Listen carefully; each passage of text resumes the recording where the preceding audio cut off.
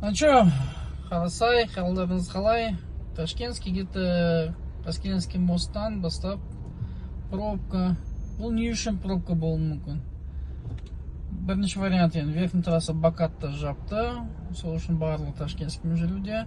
И көбісі эффект узкого горлышка дейді ғой. То есть 19 километр жақтағы объездке келіп тіреледі.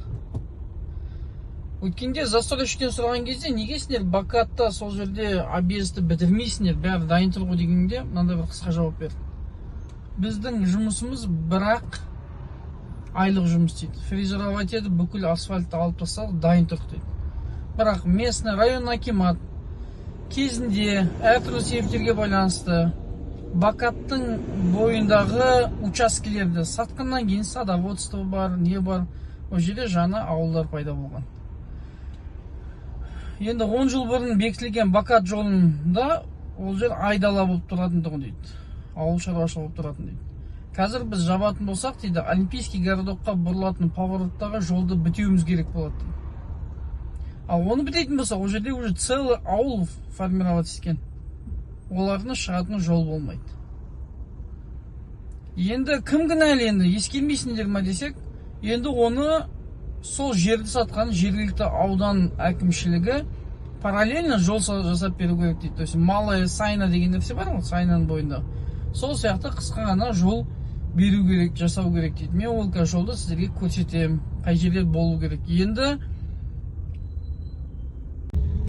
примерно қазір 50 минуттай жүрдім мосттан осы разворотқа дейін. Мына поворотты жауып тастаймыз дейді. Мына Бакат ашуға дайын тұр дейді. Мына жол жауып тастайды. Жауып тастап, мына жерде уже кезінде заңды, заңсыз сатылған учаскелердегі тұрғындар, бір ауыл пайда болған, сол шығатын жол болмайды дейді.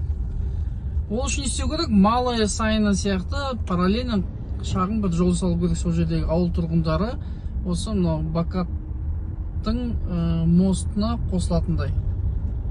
Прямой поворот жасайтын болса, ол жол жүру қауіпсіздігін тудырады. То есть қауіпті болады на большой скорости келе жатқан кезде. Енді бұны Қарасай ауданының әкімдігі істеу керек деп жатыр. Біздің Қарасай ауданының әкімдігі әлі қозғалатын түрі жоқ.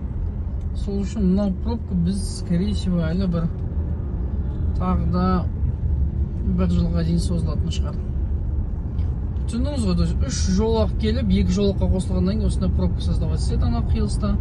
Әрі қарай дәл осы жол барып, Райымбектің поворотындағы біреулер тендерді ұтып алған, сол үшін жұмысты істей алмаған, сөйтіп соттасып жатыр дейді. Менің естуімше, білуімше, пешеходный мост бітпеген.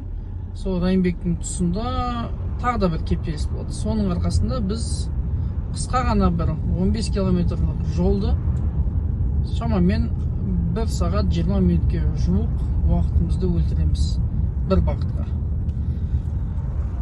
Вот осылай. Яда Қаскелең Қарасай ауданында жұмыс орындарын ашып, жергілікті тұрғындарды қалаға бармай Қарасай ауданында жұмыс істеуге бір мүмкіндікте жасалмаған деп айтсам болады. Енді күтеміз, қашан бітеді екен, не деп айтады екен біздің Қарасай ауданының әкімдігі.